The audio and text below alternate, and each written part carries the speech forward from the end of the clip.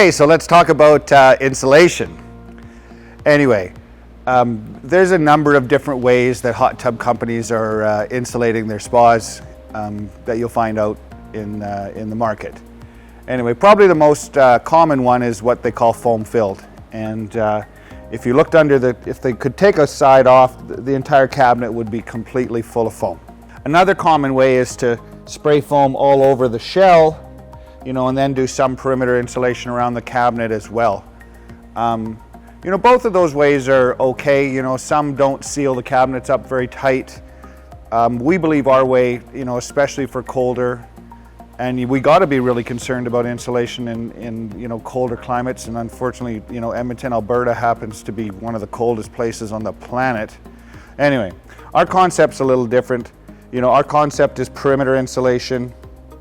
So the floors are completely insulated, walls are insulated, our doors that fit over top of here are insulated, and in fact, reverse beveled to fit exactly and tight to the foam that's on the cabinet.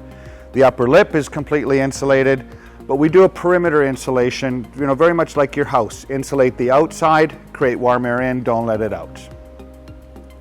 Now, very importantly, no insulation on the shell.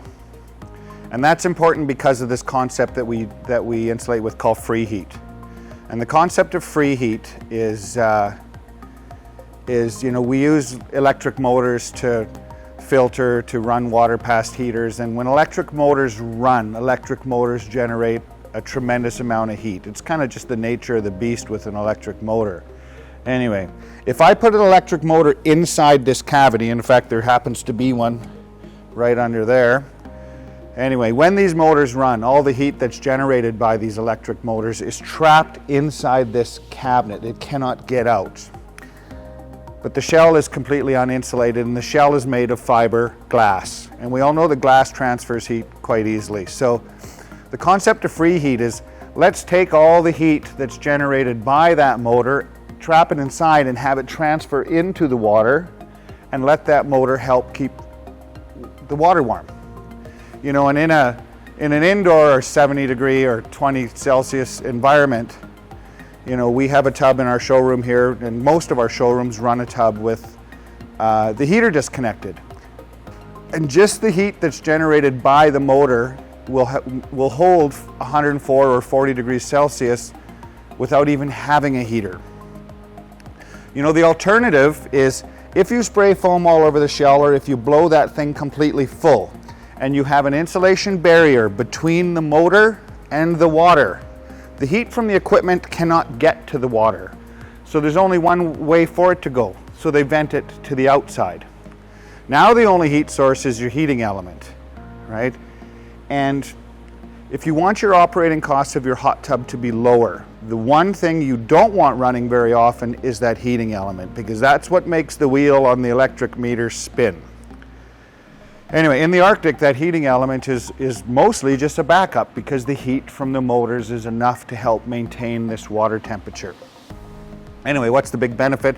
Every day you save some money, because if the heating element's running less and the heat from the motor is doing a lot of the work, the cost to run a tub that's insulated this way is significantly lower than tubs where they just take all the heat generated by the heat equipment and vent it outside. Okay. Secondly, and this is important if you live in a climate that gets cold. If an Arctic spa ever shuts off outside when it's below freezing, the transfer of heat is reversed. So the heat from the water is keeping everything inside that cabinet at the same temperature as the water. Anyway, at 20, 30 below, right, that's a week. So this tub can shut off outside when it's that cold. And as long as the temperature of the water is still above freezing, so is everything protected underneath here. Right? We can throw a little space heater inside this cabinet to protect it in a crisis situation. If we look at the alternative though, all the companies that are spraying that shell are filling it full of foam, and effectively they've got their equipment on the outside of the insulated area. If those tubs shut off when it's 30 below, that equipment is effectively outside.